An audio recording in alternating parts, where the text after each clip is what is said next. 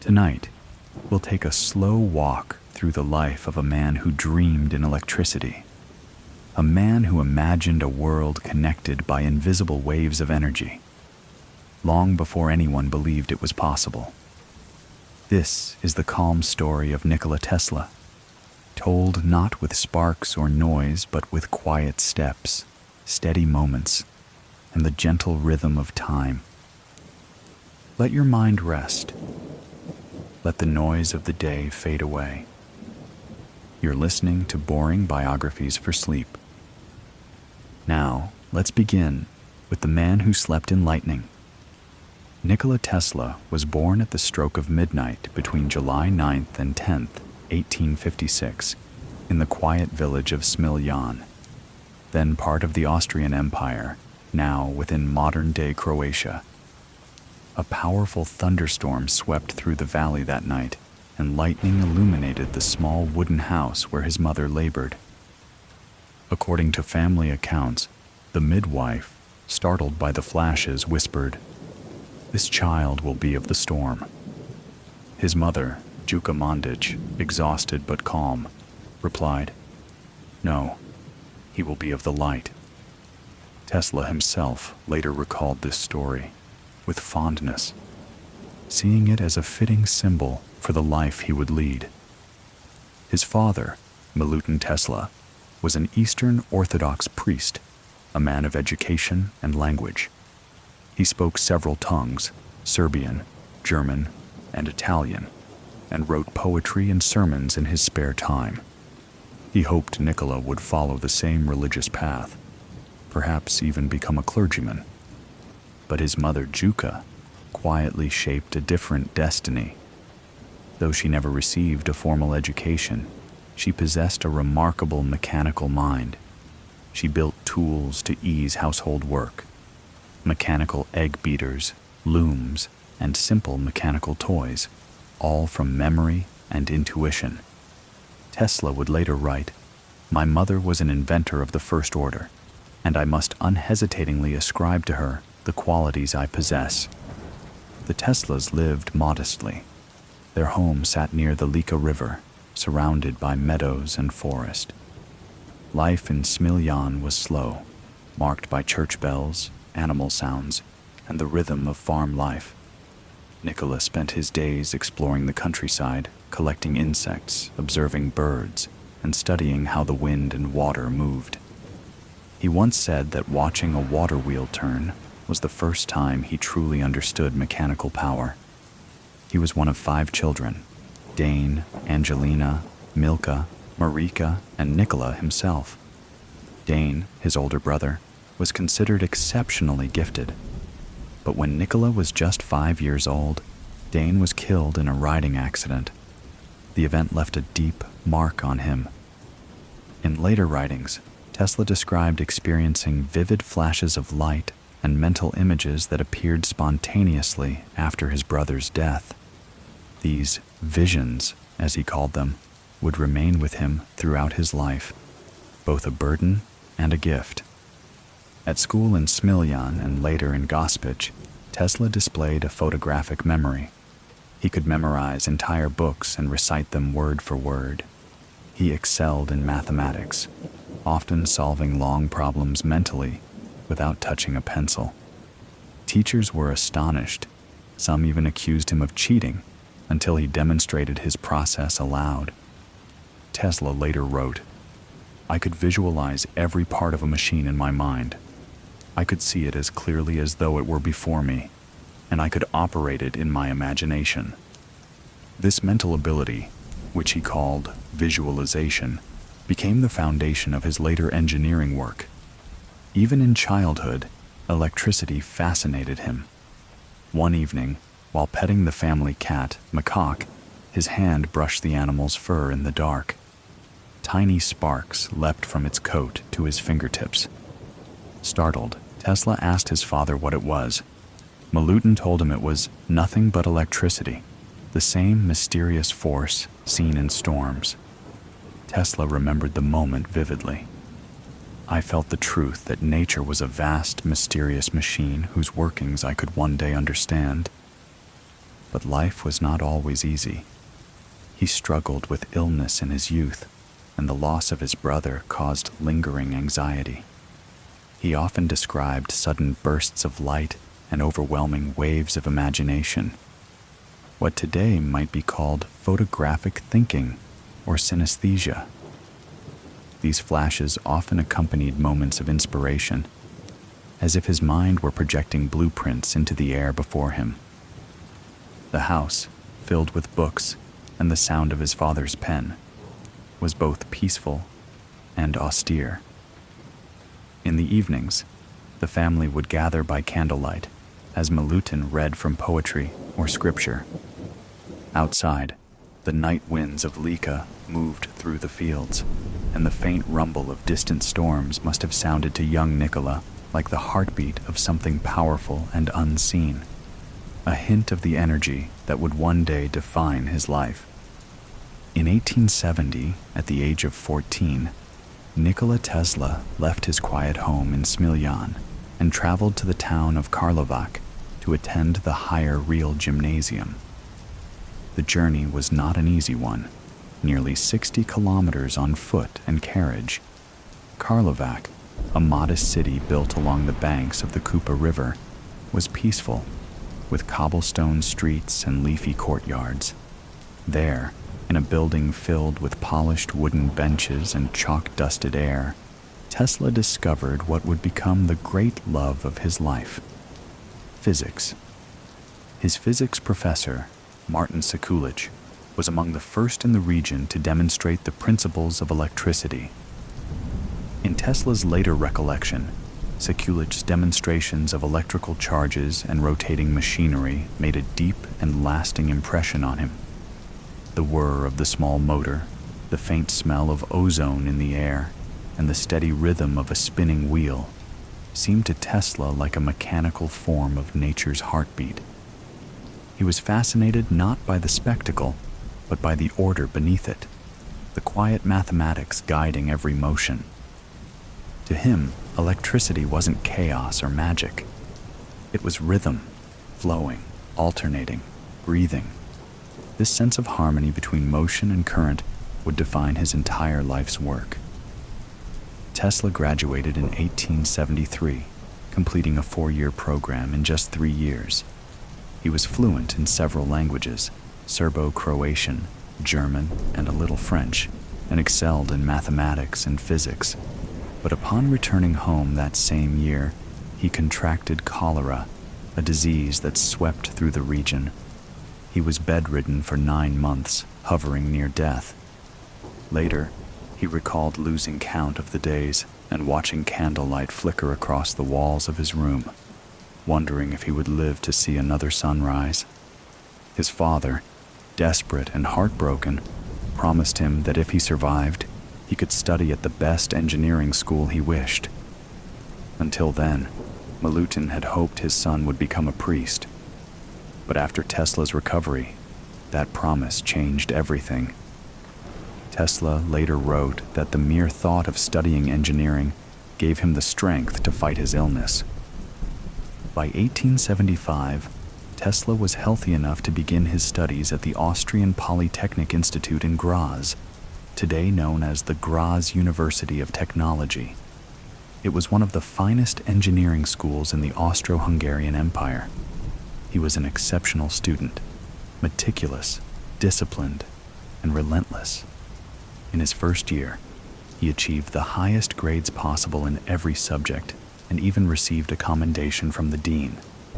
Tesla's notebooks were immaculate, filled with carefully drawn diagrams and tiny, precise handwriting. He studied mechanics, physics, and mathematics, but it was electrical engineering that held his mind captive. He spent long nights in the laboratory, fascinated by the Graham dynamo, an early direct current generator. He noticed its inefficiency, the energy lost as heat, and began imagining a motor that could run more smoothly, more naturally, without constant mechanical switching. During his second year at Graz, his professor demonstrated a direct current commutator motor. Tesla questioned its design, insisting that the constant sparking from the commutator was a flaw that could be avoided. The professor dismissed the idea as impossible, but Tesla could not let it go. He later said, "In the dark of the student room, I saw it, a magnetic field rotating, like a living thing." By his third year, however, Tesla's fortunes began to turn. His father stopped sending financial support, and he became increasingly isolated. He developed insomnia and anxiety, perhaps the first signs of the lifelong strain between his intense mind and fragile body. He fell behind in tuition payments and eventually left the university without graduating. He drifted for a time, first to Maribor, where he worked briefly as a draftsman in a local engineering firm. There, he led a modest life, spending his free hours walking along the Drava River, thinking about machines and motion. But the work was short-lived. He had no residence permit, and when authorities discovered this, he was forced to leave the city.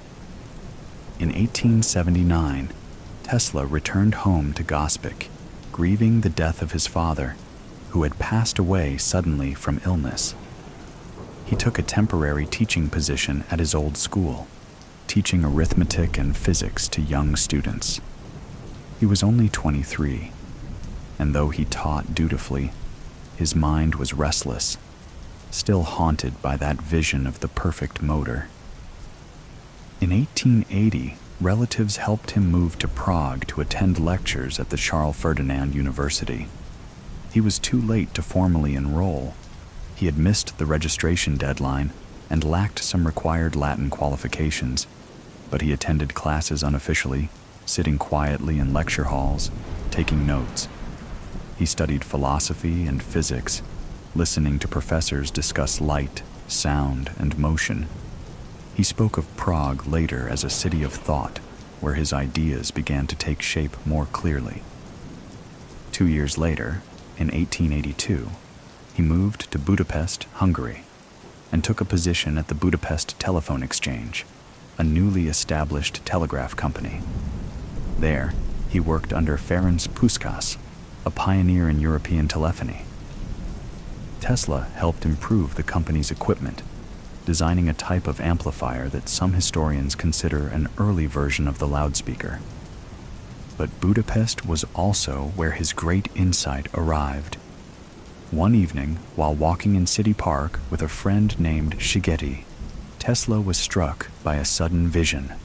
As the setting sun glowed over the Danube, he recited a verse from Goethe's Faust, and then, suddenly, stopped mid-sentence. He saw it in his mind, a rotating magnetic field, a new way to generate motion using alternating current. He picked up a stick and drew a circle in the dust, explaining how the field could be made to spin without any physical contact or commutator. His friend stood silent, watching the young engineer move his hands as though holding an invisible machine. Tesla later described that moment as the first instance of the idea of a rotating magnetic field, which was the basis of all my later inventions. It was the spark that would, in time, light the entire world. By 1882, Nikola Tesla was 26 years old, a young engineer with sharp eyes, a quiet manner, and a mind filled with ideas that few could yet comprehend. That year, he found employment in Paris with the Continental Edison Company, a branch of Thomas Edison's growing European enterprise. It was a significant step.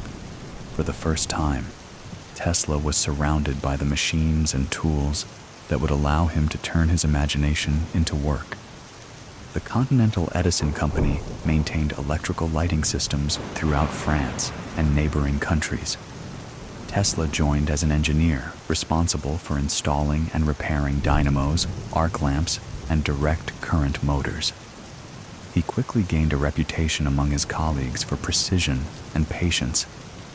He could diagnose problems that others missed, and he rarely needed blueprints. When a piece of machinery malfunctioned, he would pause, close his eyes for a few moments, and mentally trace the flow of current through its wires. When he opened his eyes again, he would calmly announce the fault, and almost always, he was right. Tesla's supervisors noticed. They described him as a man who worked quietly, rarely speaking, but always thinking. He began designing small improvements to Edison's generators, modifying their commutators to reduce sparking and noise. It was careful, meticulous work, each adjustment measured, each improvement deliberate. This was the foundation of Tesla's early reputation, not a man of words, but of subtle refinements. At night, when his workday ended, he often wandered the narrow streets of Paris alone. He would walk past cafes and gaslit boulevards, the hum of the city echoing faintly in the distance, his mind filled with mechanical visions. He was still obsessed with one idea, a motor that ran not on direct current, but on the natural rhythm of alternating current. At the time, the Edison system dominated Europe and America. It was practical, but limited. Direct current required thick wires and frequent power stations. It could not easily travel over long distances.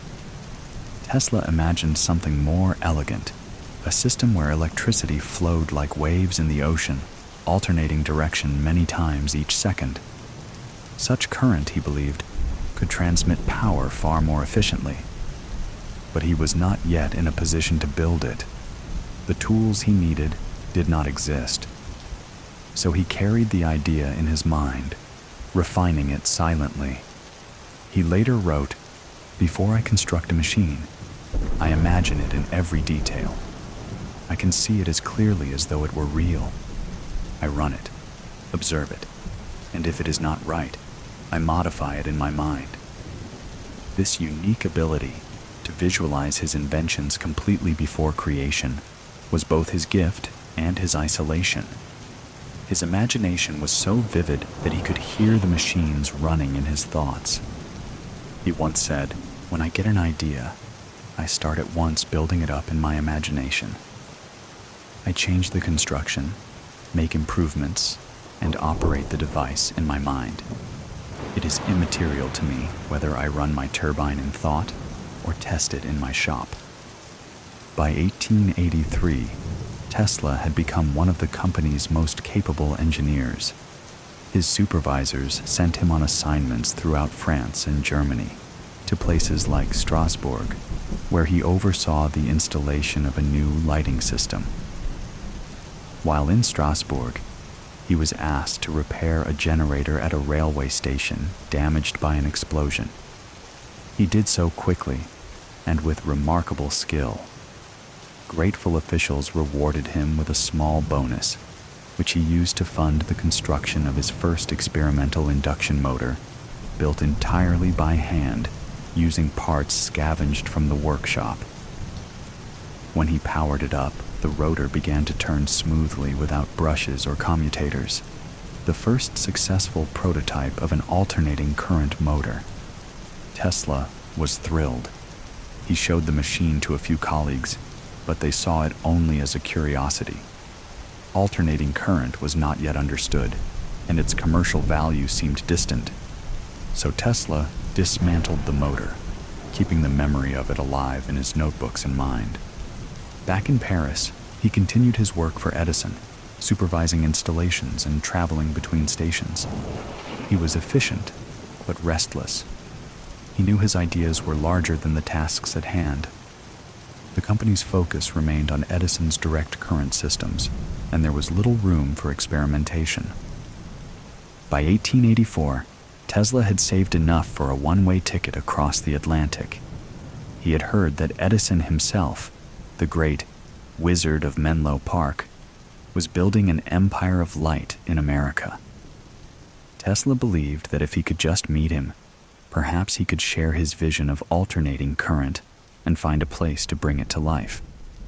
When he left Paris, he carried with him little more than a few belongings, some technical drawings, and a letter of recommendation from Charles Batchelor, his former supervisor and a trusted associate of Edison's. That letter, which Tesla kept carefully folded in his coat pocket, read simply, "I know two great men. You are one of them. The other is this young man." It was a modest introduction, but one that would soon lead him into the heart of the American electrical revolution. Arrival in America. New York City in 1884 was alive with motion. Horse-drawn carriages rattled along cobblestone streets, steam rose from the chimneys of factories, and rows of gas lamps bathed the avenues in a dim amber glow. It was a city caught between centuries, part iron and coal, part imagination. Into this noise and light stepped Nikola Tesla, a tall, slender man from the far side of Europe, 28 years old and almost penniless.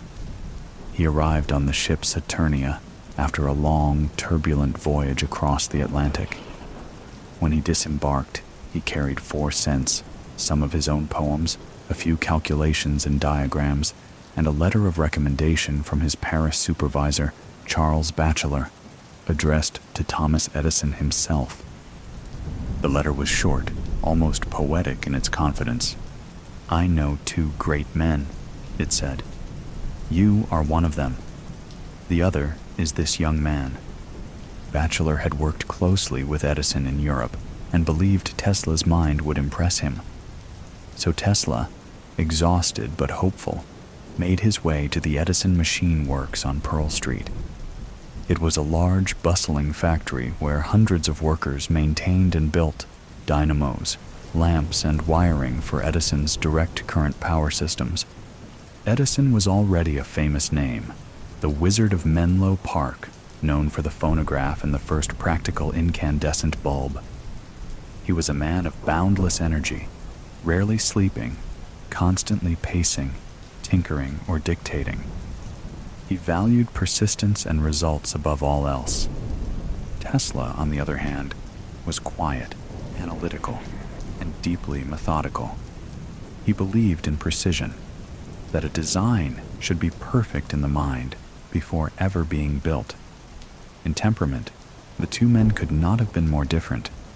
Where Edison was driven by experiment, Tesla was driven by theory. Where Edison said, "I find out what the world needs, and then I proceed to invent it," Tesla sought beauty and harmony in natural law. Still, they respected each other at first. Edison recognized Tesla's ability immediately and hired him to repair and improve the company's electrical generators. Tesla began working 12-hour shifts, sometimes even longer, in the smoky, mechanical rhythm of the factory. He was paid modestly, but he worked tirelessly, climbing into the machinery himself when necessary, his sleeves rolled up and his mind focused on detail. Within weeks, Tesla had solved several difficult engineering problems. He redesigned commutators, improved insulation, and reduced failures in Edison's dynamos. His colleagues admired his precision. He could visualize a circuit in his mind and describe faults before touching a tool. But a philosophical divide soon emerged between them. Edison's system relied entirely on direct current, DC, steady, one-directional flow of electricity. Tesla, however, believed that alternating current, AC, which reverses direction many times per second, was the future. It could transmit power over much longer distances and with less energy loss. When Tesla proposed to redesign Edison's generators to use AC, Edison reportedly waved him off, saying, "You're wasting your time on theoretical nonsense." Tesla stayed quiet, but he knew he was right. He continued working, repairing the DC systems, but his imagination was already far beyond the workshop walls. During this time, Edison, always seeking improvement, jokingly promised Tesla $50,000 if he could redesign the company's dynamos for greater efficiency. Tesla took the challenge seriously. He spent weeks reworking the designs, introducing refinements that made the dynamos run smoother and cooler. When he presented the results, Edison was impressed, but when Tesla asked for the promised payment, Edison laughed and said, "You don't understand our American humor." It was a small remark, but to Tesla, it meant the end of their working relationship. He quietly left the company soon after, disillusioned, but not defeated. The months that followed were difficult. Tesla had no savings, and with little recognition or support, he took on whatever work he could find. He dug ditches for the city, laying underground cables for the Edison company he had just left. He repaired wiring in workshops and worked temporary jobs to afford food and lodging. He later described that period as a time of hardship, but also as a moment of clarity. While his hands worked the earth, his mind returned again and again to the same idea: a motor that could run on alternating current, driven not by brushes or commutators, but by a rotating magnetic field. The same vision that had first appeared to him years earlier in the park in Budapest. He could see it clearly in his imagination: the coils, the turning rotor, the silent motion of electricity transformed into rotation. It was waiting, quietly, for the moment the world would finally understand. By 1887, after years of struggle and odd jobs, Nikola Tesla finally had what he had long dreamed of: his own laboratory, a modest workshop on South Fifth Avenue in New York City. The space was small, filled with the smell of oil and metal, but for Tesla, it was a sanctuary. Here, he could think freely. Here, the machines of his imagination could finally take shape. He had attracted the attention of two investors, Alfred S. Brown, a superintendent at Western Union, and Charles F. Peck, a New York attorney. They were practical men, but they recognized something extraordinary in Tesla's precision and conviction. With their backing, Tesla founded the Tesla Electric Company in April 1887. Inside that workshop, surrounded by coils of copper wire and iron frames, Tesla built the device that had lived in his mind for nearly a decade: the induction motor. It was powered not by direct current, which flowed in only one direction, but by alternating current, a wave of electricity that reversed direction many times each second. The motor was a simple machine in appearance, quiet, compact, elegant, but its principle was revolutionary. It used a rotating magnetic field to create motion, a concept Tesla had first envisioned years before during his walk through the park in Budapest.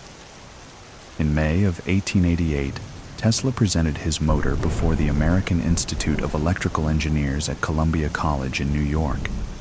He was nervous at first, but as he began to speak, his calm precision took over. He explained the mathematics of the alternating current, the frequency of rotation, and how the motor could generate continuous torque without sparks or commutators. Then came the demonstration. A small motor, no larger than a human hand, was placed on the table. When Tesla connected it to his alternating current supply, it began to turn, smoothly, silently, as though it were breathing.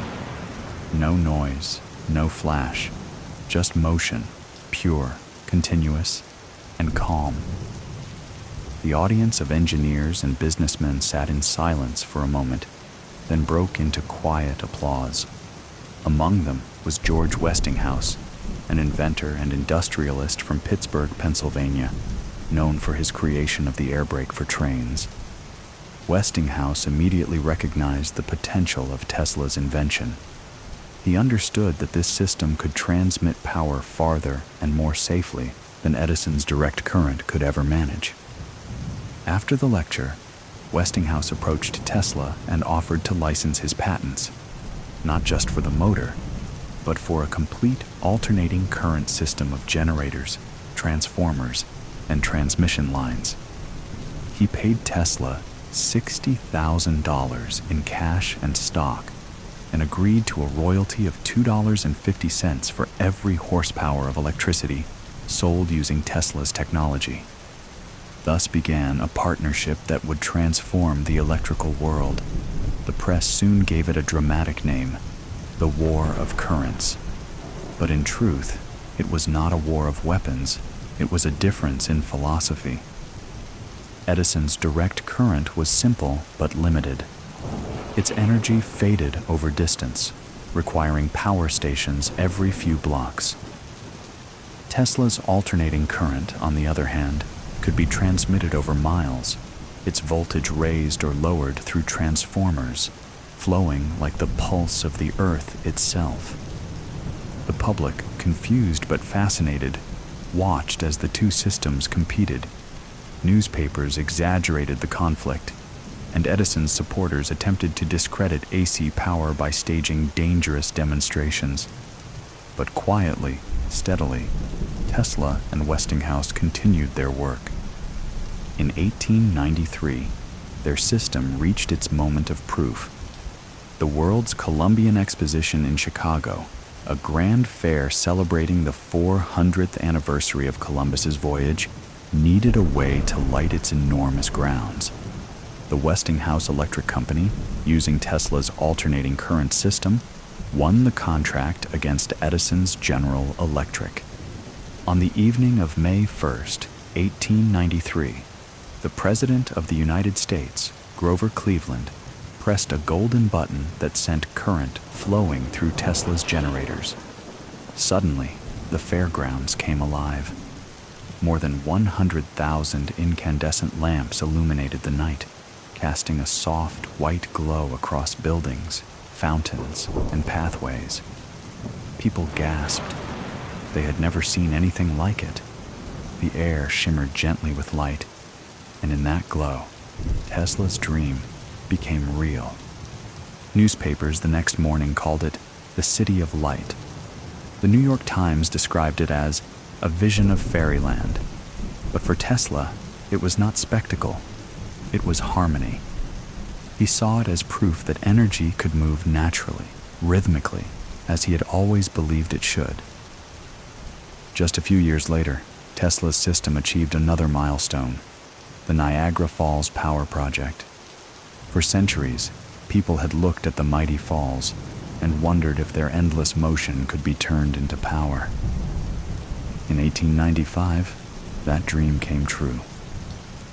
Westinghouse engineers, using Tesla's alternating current design, completed one of the world's first large-scale hydroelectric plants. Water from the Niagara River flowed through turbines, turning massive copper rotors that generated alternating current.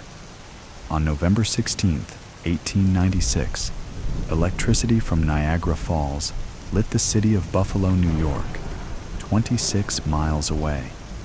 It was a quiet revolution, the first time in history that power had been transmitted over such a long distance from nature's motion to human homes. For Tesla, it was a moment of profound peace. He later said, "It is with this system that I have carried out the greatest work of my life. I have harnessed the Niagara Falls." He stood at the site one evening, watching the mist rise above the falls, the turbines humming steadily below, and whispered to a colleague, "Now I see my dreams realized." There were no crowds, no speeches, just the sound of water, endless, powerful, calm. In that sound, Tesla heard the music of the universe and the quiet triumph of a man who had turned lightning into light. By the late 1890s, Nikola Tesla's imagination had moved beyond motors and generators. He had conquered the mechanical movement of electricity. Now he wanted to free it. He began to dream of a world where power flowed not through wires, but through the very air that surrounded the earth. Wireless, limitless, shared freely by all. In 1899, seeking space and solitude, he left New York and moved his experiments to the high plains of Colorado Springs. The altitude there was ideal for studying electrical discharges in the thin, dry air. With funds from investors in his earlier patents, he constructed a small laboratory on the outskirts of town. The building was simple, a wooden structure with a steep roof and a 200-foot mast that pierced the sky. Inside, at its center, stood a massive oscillating coil, the largest Tesla coil ever built. It could generate voltages of several million volts. When it was powered, sparks the length of trees leapt from its copper ball, and the air filled with the scent of ozone. Tesla loved those nights. Neighbors miles away reported seeing blue flashes illuminating the clouds above the prairie. Sometimes, the crackling energy was loud enough to frighten horses in nearby fields. But within the laboratory, Tesla stood calmly, hands folded behind his back, walking through arcs of lightning as if through a garden of light. He meticulously recorded every experiment in his notebook: voltages, frequencies, resonance intervals, and observations of the color and behavior of the discharges. His handwriting was steady and careful, each page a blend of science and poetry. He wrote of electrical fire and singing wires, and of his belief that the earth itself was a natural conductor that could carry energy to any point on its surface. He succeeded in transmitting wireless power across short distances, lighting lamps placed dozens of feet from the coil, a feat that seemed magical to observers. But for Tesla, it was not magic. It was physics, harmony, and resonance. He spoke often of sending not only energy, but also messages through the air. He claimed to have detected strange, rhythmic signals, faint beeps and pulses, which he believed might have come from another planet, perhaps Mars. Modern scientists attribute them to atmospheric noise, but for Tesla, they were proof that communication could cross the void. Returning to New York in 1900, Tesla set his sights on a grander goal, a tower that would transmit both power and information across oceans and continents. He called it the Wardenclyffe Tower. Construction began in 1901 on a plot of land at Shoreham, Long Island. The tower, designed by architect Stanford White, was a graceful wooden lattice structure, 187 feet tall, crowned with a copper hemisphere 68 feet in diameter. Beneath the tower, Tesla built an underground network of iron pipes that reached deep into the earth, forming a ground connection he believed would allow the transmission of energy through the planet itself. His plan was bold. He envisioned a global system of wireless transmission, power, voice, and information, all radiating from a single source. He imagined ships and homes drawing energy from the air around them, free from wires, fuel, or distance. At first, funding came from J.P. Morgan, America's most powerful financier. Morgan believed the tower would serve as a wireless telegraph system to rival Marconi's. He invested $150,000, expecting a commercial communication network. But when Tesla revealed that his true ambition was to provide free global energy, to transmit power without payment or control, Morgan withdrew support. Without new investors, construction slowed and eventually stopped. By 1905, work had ceased entirely. The tower stood incomplete, its wooden frame weathering in the salty Long Island air. Tesla continued to visit the site, walking its perimeter, checking the instruments in the small laboratory nearby. He still believed the system would one day function. But by 1917, in the shadow of World War I, the U.S. government ordered the demolition of Wardenclyffe, fearing it might be used by foreign spies for radio transmission. The Great Dome was dismantled for scrap. For Tesla, the destruction was not the end, only a pause. He never abandoned the dream. In later interviews, he spoke softly of the world wireless system and of the time when humanity would draw energy directly from the natural medium. He believed the earth and sky were vast batteries waiting to be harmonized, and that one day someone would finish what he had begun. When asked if he regretted building Wardenclyffe, he replied with characteristic calm, "No effort of mine has ever been wasted. I have seen the future, and it is glorious. And though the tower is gone, its image, a spire of copper and wood reaching toward the clouds, remains one of the most haunting symbols of invention, a monument to one man's belief that power itself could be as free and boundless as light." As the years passed, Tesla's attention turned inward. He moved from one New York hotel to another, living modestly, almost anonymously. He kept a strict daily routine: early morning walks to feed pigeons in Bryant Park, breakfast at the same table, and afternoons spent writing or reflecting. He loved pigeons deeply, especially one white pigeon that visited him daily. He once said that he loved her as a man loves a woman, and that as long as she visited him, he felt purpose in his life. He continued to invent, but fewer and fewer of his ideas found funding.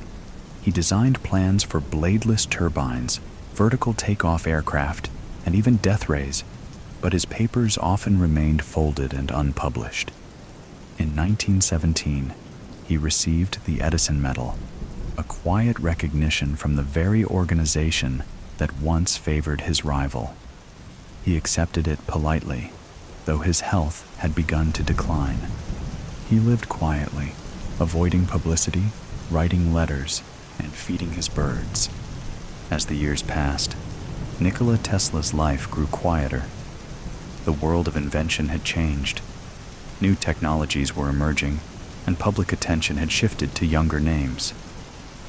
Tesla, once a celebrated figure of science, became a solitary man walking the streets of New York. He lived modestly, moving from one hotel to another: the Waldorf Astoria, the St. Regis, the Pennsylvania, and finally, the Hotel New Yorker. His rooms were simple, often filled with papers and notebooks. He preferred dim lighting and kept a small table where he would eat alone, his utensils arranged with perfect symmetry. To Tesla, even order itself was a kind of beauty. He followed a precise daily routine. Each morning, he walked to Bryant Park, carrying small bags of seed to feed the pigeons. He spoke to them softly, learning their patterns, their habits, their moods. He returned for breakfast at the same table every day, then spent the afternoon writing in longhand, letters, notes, and reflections on science and nature. His fascination with pigeons became the quiet center of his life. He believed that some of them understood him. There was one in particular, a white pigeon with gray-tipped wings, that visited him daily. He cared for her tenderly, sometimes bringing her into his hotel room when she was injured. He once told a reporter from the New York Times, "I loved that pigeon as a man loves a woman, and she loved me. As long as I had her, there was purpose in my life." When she died, Tesla said a light had gone out of his heart. Though isolated, he never stopped inventing. He continued to draw new machines: the bladeless turbine, a vertical takeoff aircraft, and a mysterious weapon he called the Teleforce, later sensationalized by the press as the Death Ray. He described it not as a tool for destruction, but as a defensive energy beam to end war by making aggression impossible. However, most of these ideas remained unfinished, their blueprints folded neatly in his notebooks. Investors, wary after the Wardenclyffe losses, no longer came forward. In 1917, Tesla received the Edison Medal, the highest honor of the American Institute of Electrical Engineers, ironically named after the man who had once been his rival. He accepted it politely, though he rarely attended public ceremonies. His speech was brief, humble, and tinged with a quiet melancholy. It was a rare moment of recognition in a life increasingly lived in the shadows. Tesla's health began to decline in the 1920s. He suffered from obsessive-compulsive tendencies, washing his hands frequently, and refusing to touch round objects or hair. He became more withdrawn, avoiding social events and interviews. Yet his mind remained active, and his curiosity undimmed. He read daily philosophy, poetry, and scientific journals, and wrote letters to colleagues and journalists, often predicting inventions decades ahead of their time: wireless communication, radar, renewable energy.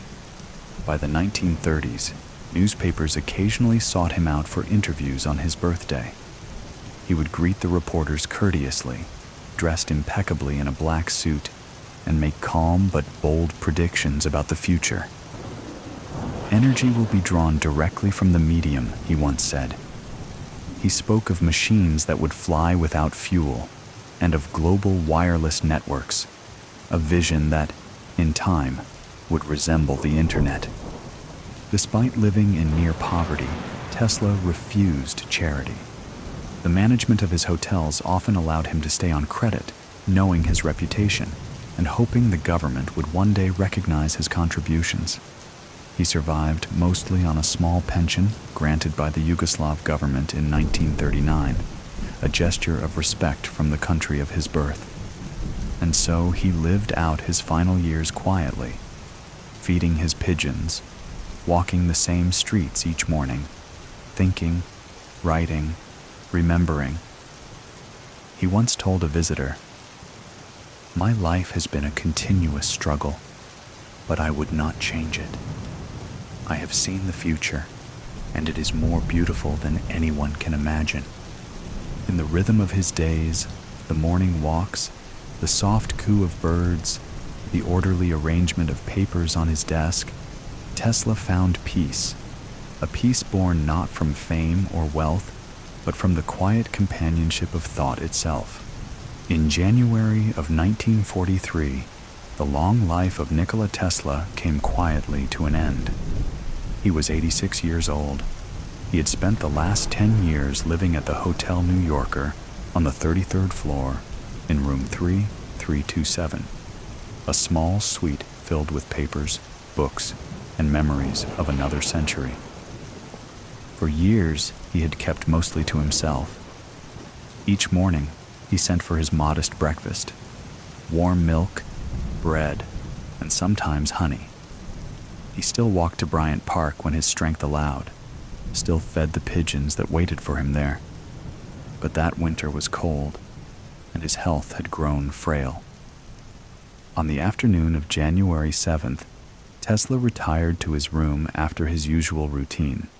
He placed a "Do Not Disturb" sign on his door, as he often did. 2 days later, when the sign remained untouched, a maid named Alice Monaghan used her passkey and stepped inside. She found him seated upright in bed, hands folded, his face calm, as if he had simply paused between thoughts. The curtains were half drawn, and the light from the city fell softly across his desk. On it were papers, a few technical drawings, and a small plate of birdseed. He had died alone, sometime during the night. The news spread slowly at first, then rippled through New York's scientific circles. Friends and former colleagues came to the hotel to pay their respects. The FBI, concerned that his papers might contain information of military importance, ordered his belongings sealed. Agents from the Office of Alien Property Custodian arrived to catalog and remove every document and device. For days, boxes of notes, manuscripts, and prototypes were carried from his room. They were later examined by Dr. John G. Trump, an electrical engineer and professor at MIT, who concluded that the materials were primarily speculative, philosophical, and promotional in nature. Even so, many of Tesla's ideas, his wireless energy systems, his notes on high-frequency fields, remained the subject of fascination and rumor for decades. Tesla's funeral was held at the Cathedral of St. John the Divine on January 12, 1943. More than 2,000 people attended, including Nobel laureates and dignitaries from his native Yugoslavia. The ceremony was quiet and dignified, befitting the man who had spent his final years in silence. He was later cremated, and his ashes were eventually placed in a golden sphere displayed today at the Nikola Tesla Museum in Belgrade. In the years that followed, his reputation slowly rose again. Scientists revisited his patents and notebooks, realizing how many of his ideas had been far ahead of their time. In 1960, the General Conference on Weights and Measures named the SI unit of magnetic flux density the Tesla, placing his name permanently in the language of physics. His theories on wireless transmission and high-frequency resonance inspired the foundations of radio, television, radar, and even Wi-Fi. Wherever electricity flows freely, there is a trace of his imagination. Today, his name appears on laboratories, institutes, and even automobiles. But perhaps the truest tribute to Nikola Tesla is not found in metal or machines, but in the quiet persistence of his belief that energy connects all things, that invention is an act of harmony, and that light, once shared, belongs to everyone. Soft piano fades. The sound of gentle static hums like distant thunder. You've been listening to boring biographies for sleep. Good night. And so ends the calm life of Nikola Tesla, a man who dreamed of lightning but lived by candlelight, who found comfort not in wealth or recognition, but in the hum of his machines and the flutter of a bird's wings by his window. As you drift to sleep, perhaps you can imagine his world, a quiet room filled with gentle light, papers rustling softly in the air, and the faint echo of electricity humming like a lullaby. You've been listening to Boring Biographies for Sleep. Good night.